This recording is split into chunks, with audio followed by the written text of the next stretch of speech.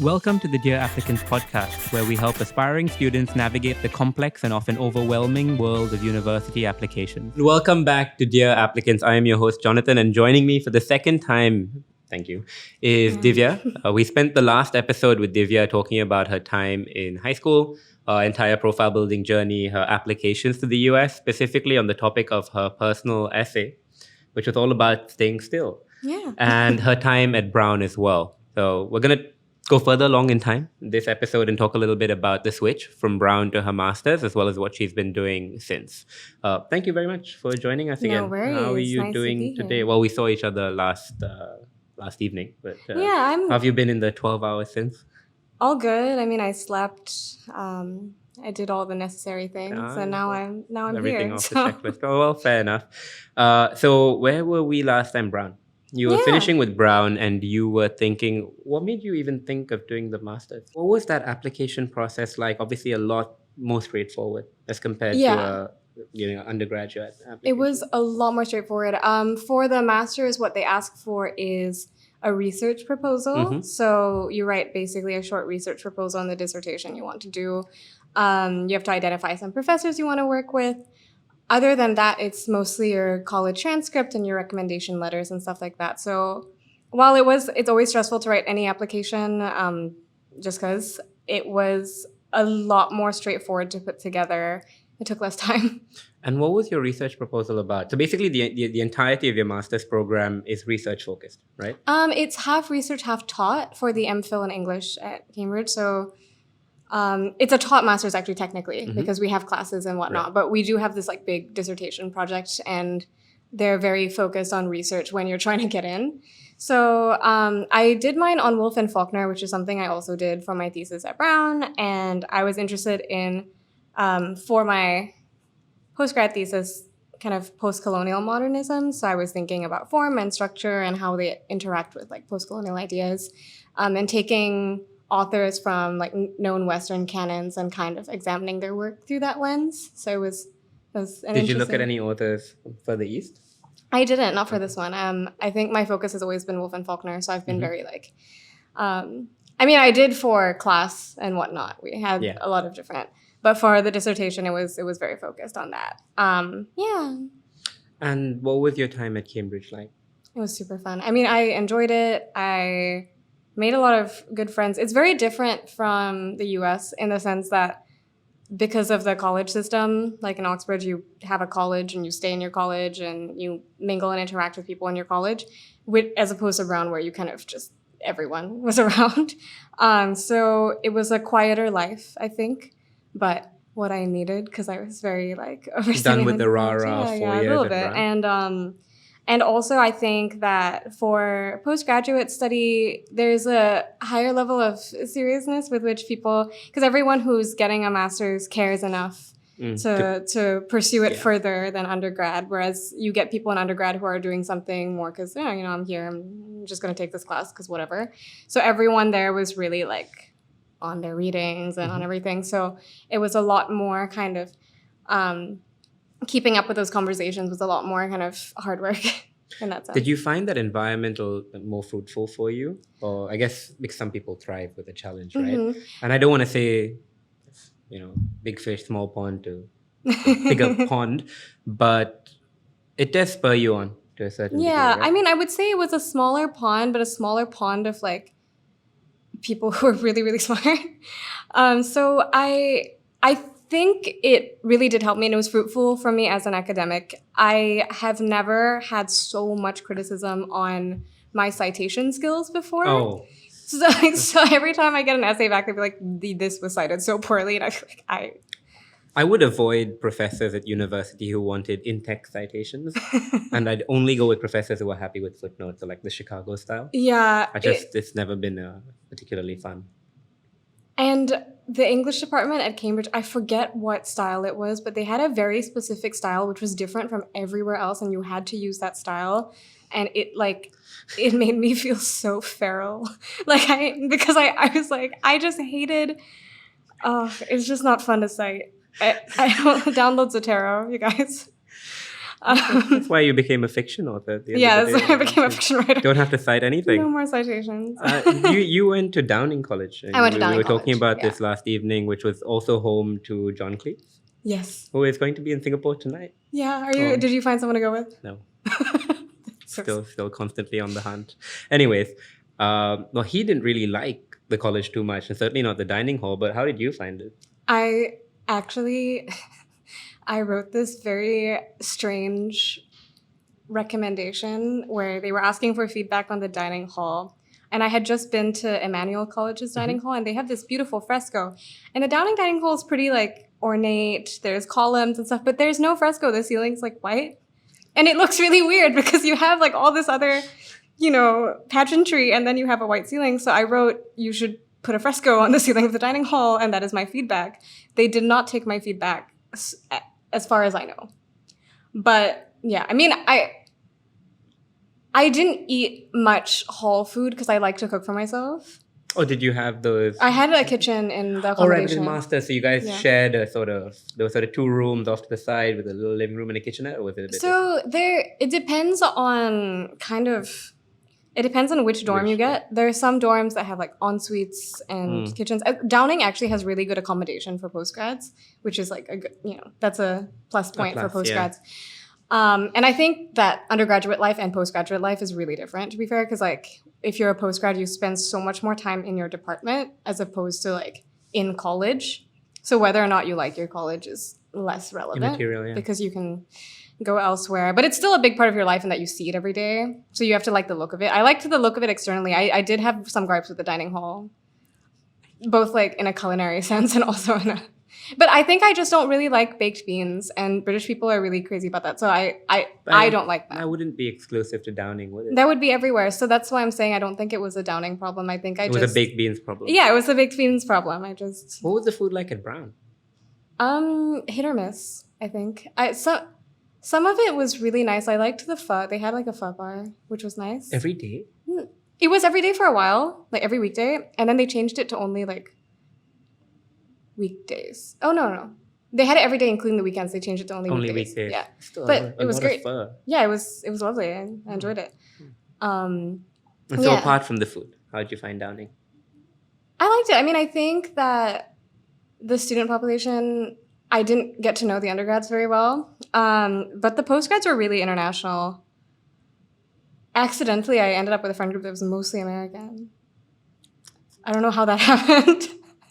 International school kid, Yeah. Brown came. I mean, But were the guys that you were friends with, were they doing the same thing? Were they also literature students? Or no? So a lot of different things. One of my best friends was a linguist. Another one studied Anthropocene studies, which is a subsection of geography. So she did that. I had a friend in gender studies. Actually, 2 linguists. Someone in education studies. So it was kind of a mixed bag of people, because I think that there actually weren't that many people doing the same course as you in your college as a postgrad, unless it was a super oversubscribed course. So I think I was maybe one of 2 English lit students At Downing. And I really liked her. I hung out with her a lot as well. But the main people I hung out with all the time were just like The Americans. Yeah, the Americans. But people I met in the common room kind of by accident. Before we continue, I would like to take a quick break to remind you to subscribe to our podcast and leave us a review on your favorite platform.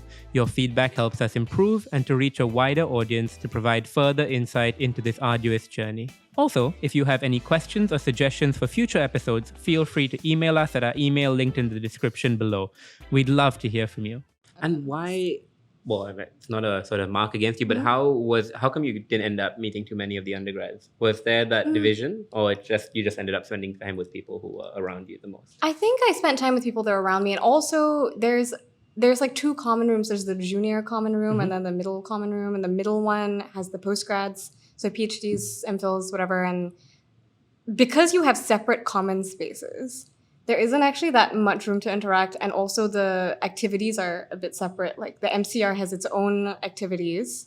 They run it, it's its own thing. Yeah, Rory, who was here just a moment ago, was telling us about the JCR and the MCR, because I think he was part of the student government, basically the student body that overlooked the JCR. Yeah. Were you involved as well? I wasn't really involved in student governance at Cambridge. I think that the MCR and the JCR were really separate.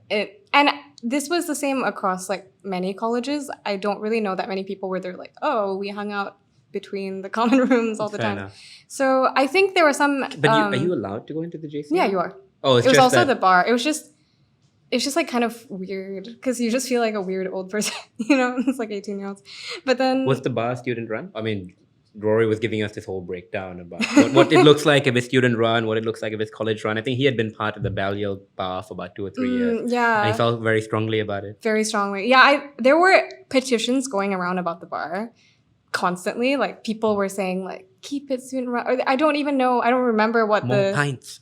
The issues were, but there was definitely some sort of discontent and kind of back and forth thing about it. As will always happen where there are students, right? Yes. Constant discontent.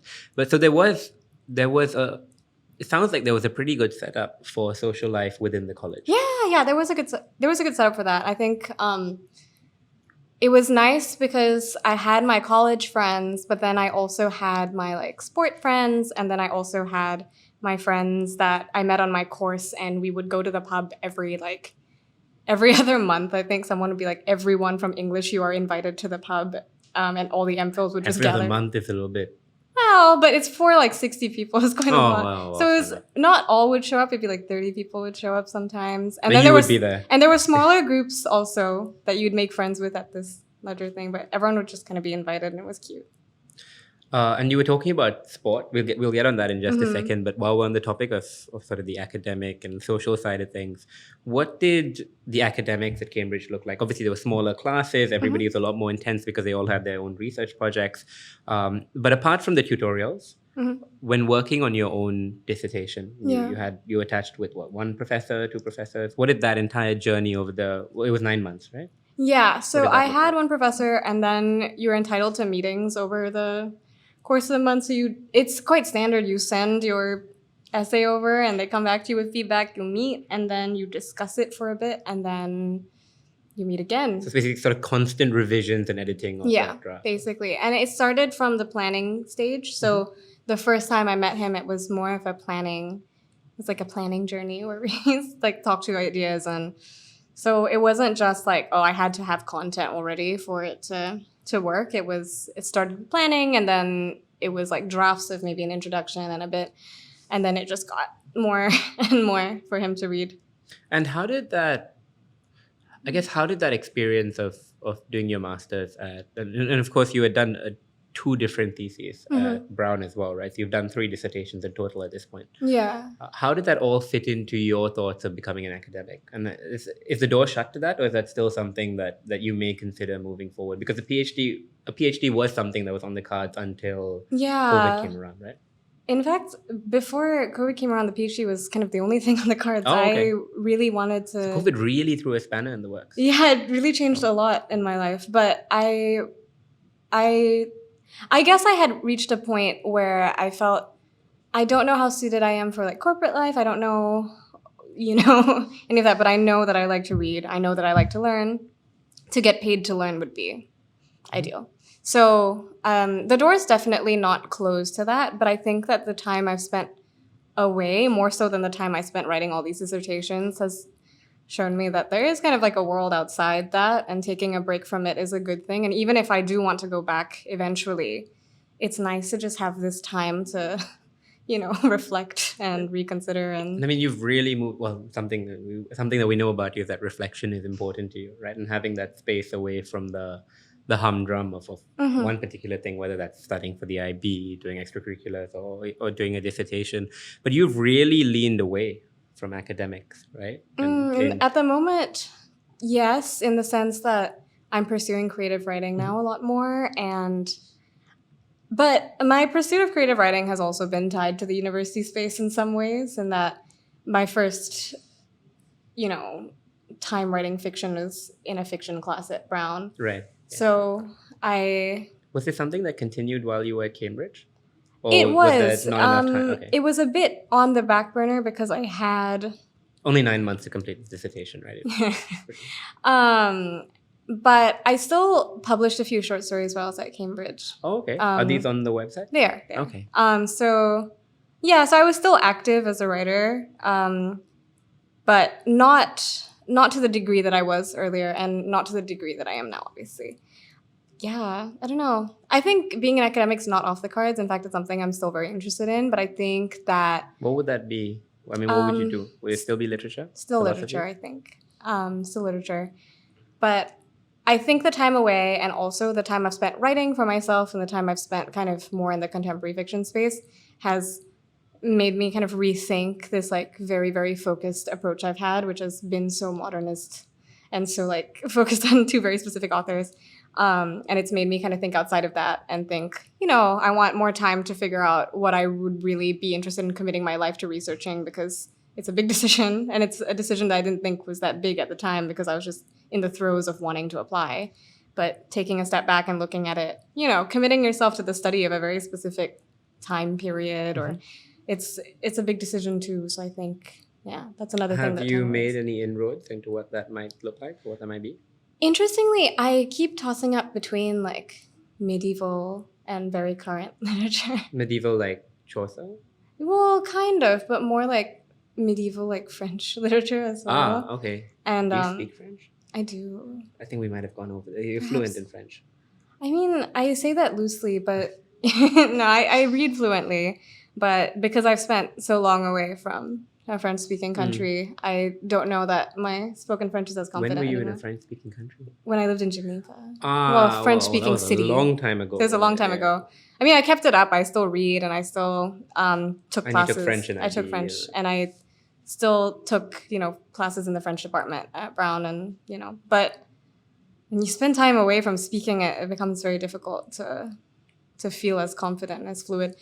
But But I have taken a bit of a diversion. I'm writing a novel, which is very different. That's all for today's episode of Dear Applicants. Thank you so much for joining us. I hope that you found the content valuable and insightful. If you'd like to learn more about our guests or the topics we discussed, be sure to check out our show notes for links and further resources.